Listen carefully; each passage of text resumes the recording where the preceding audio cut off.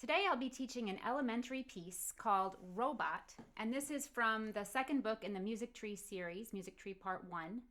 And this was written by David Cranbuehl, a composer who wrote many of the pieces in this series.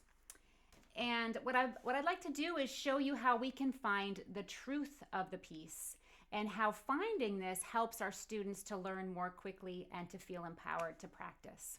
So what do I mean by the truth of the piece? The truth is when you can find anything that makes the piece easier or more accessible for the student. And usually this involves looking for patterns. Patterns help us to make sense of the world. And when we can make sense of things, we feel like we're in control. So then the student can go home and practice and have fun with this and then hopefully return the next week and want to learn more.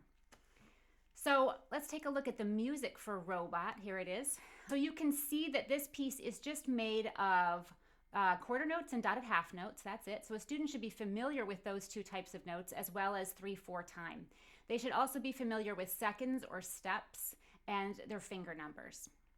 So if we take a look at the piece, that we can see that there are 36 different notes on the page. So we actually play 36 different times, but there aren't 36 different pieces of information to learn. So it's a lot less overwhelming. There are actually just 4 keys in this whole piece, G and A, and those are right next to one another, and that's a second or a step, and middle C and B. And those are also right next to one another, and so they're a second. So they're all white keys, and I'm using fingers 2 and 3, index finger and the middle finger in each hand, and these are strong fingers, so it's a great piece for these students to play. Finger 2 is almost always the leader. 2, 3, 2, 2, 3, 2, 2, 3, 2, 2. And here's the second line. You can see how my finger 2 is always starting the pattern.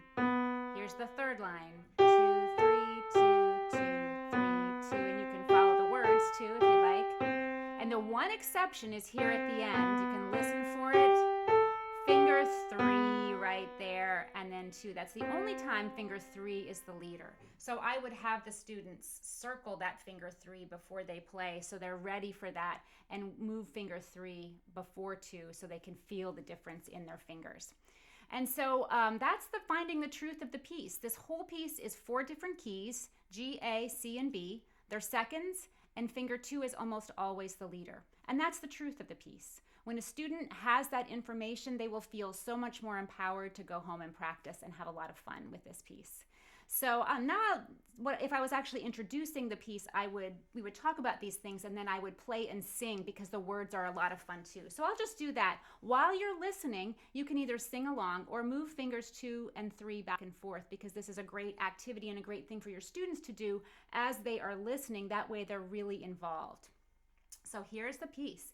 He doesn't care if it's sunshine or rain. He never stops what he's doing. That's 'cause he's got an electronic brain. He can keep going and going. So you could hear finger 3 there at the end. So that is finding the truth of the piece. I hope this was helpful. Happy teaching.